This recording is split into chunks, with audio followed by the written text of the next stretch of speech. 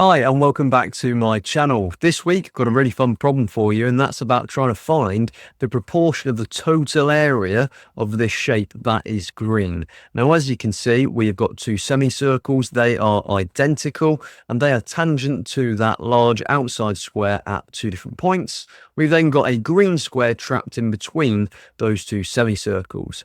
If you want to have a go at this problem yourself, pause the video now.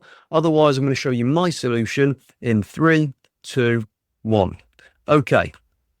So the first thing that I wanted to do is to put the radii on for the semicircles. Now these radii are specific radii. They are perfectly vertical and horizontal. So they are parallel to the sides of the square.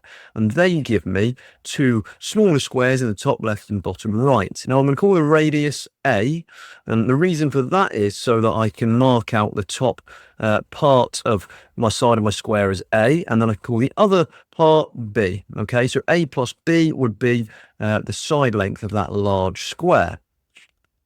Now from there, I'm going to call this angle at the top right theta, and I'm going to draw this line on. So going from the top right of my square all the way along exactly on top of the straight side of that semicircle, and then meeting the left-hand side of the square there. Now, the reason for that is because this angle here would be 90 minus theta, okay, because we've got a right angle up here, right angle in here, so this would then also be theta. Okay, we've then got two similar triangles, okay, these two triangles. And I can use a scale factor to get between the lengths of these triangles because they're similar.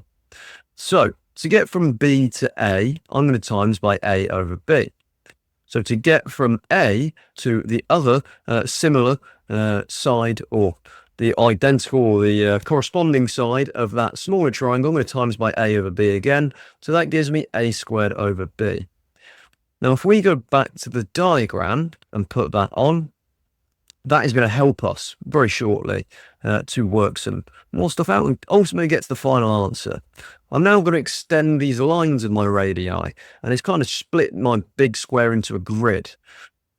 Now from there, I know this angle is also theta because it's a vertically opposite angle, and vertically opposite angles are equal. From there, I know that this side is a radius, so that has a side length of A again. And because now I've got two triangles with all the same angles and a corresponding side, which is the same, I know that those triangles have to be congruent, and therefore this side is the same as A squared over B. Now I know that this side length, the hypotenuse of that triangle, is B minus A, because I know that this length is B, I've got a radius down here, that's A, so therefore must be B minus A. Now from there, I can use Pythagoras and say that A squared over B all squared is plus A squared is equal to B minus A all squared. Expanding that, we get this, A to the power of 4 over B squared plus A squared is equal to B squared minus 2AB plus A squared.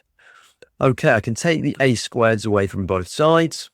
And then from there, I'm going to multiply both sides of that equation by B squared. So I get A to the power of 4 equals B to the power of 4 minus 2A times by B to the power of 3. Okay, taking away the A to the power of 4 from both sides, we get this. So 0 is equal to B to the power of 4 minus 2A B cubed minus A to the power of 4. Okay. Now, we're going to come back to this shortly, but what I'm going to look at next is actually make some equations for the area and ultimately for my answer. So I can work out that the area of the large square is A plus B all squared, okay? Because I know the side length of my large square is A plus B. That's what I've defined it as being. The area of my green square is A plus A squared over B all squared. And that's because we've got these four congruent triangles, okay, in our green square. And we know that this length is A squared over B. So this would be the same. This is A squared over B. So we've got A squared over B plus A is the side length of that green square. Okay. Now, from there, the fraction or proportion of the total area that is green would be A plus A squared over B all squared over A plus B squared. Now, if we go back to this, because the question is asking about proportion, it actually doesn't matter what I define the radius to be, A, because that will just in turn change the value of B. Now, when I get to my final answer, the A's and the B's will give me the same proportion. No matter what I allow A to be or what I define A to be, I will always get the same proportion as being the answer as at the end. Sorry. So let's, for ease, define A as being 1. Then we get 0 as b to the power of 4 minus 2b cubed minus 1. Now, using a quartic solver, or you could use the quartic formula if you wanted to, we get that B is approximately 2.1069. Now, going back to this fraction that I had, if I substitute my values in, I'm going to get an answer for the proportion of the total area that is green as being 0.22527 approximately, which gives me an approximate answer of 23% if you want to do it in percentages. Now, I did say it doesn't matter what I define the A to be. So if I say A is 5.2, I get this quartic, which is b to the power of 4 minus 10.4 b cubed minus 5.2 to the power of 4. Now, again, using a quartic solver, I get B is approximately 10.956. Obviously, that will keep going. In terms of the decimals, they will keep going. If I substitute that into this fraction again, I am going to get this, which gives me an answer of, again, 23%. Okay, so 0.225 and so on.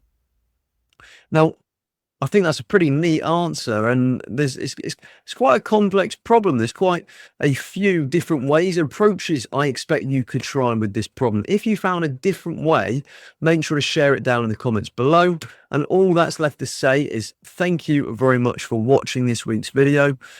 If you like this video, make sure to drop a like on the video. And if you're not already, please do consider subscribing to the channel.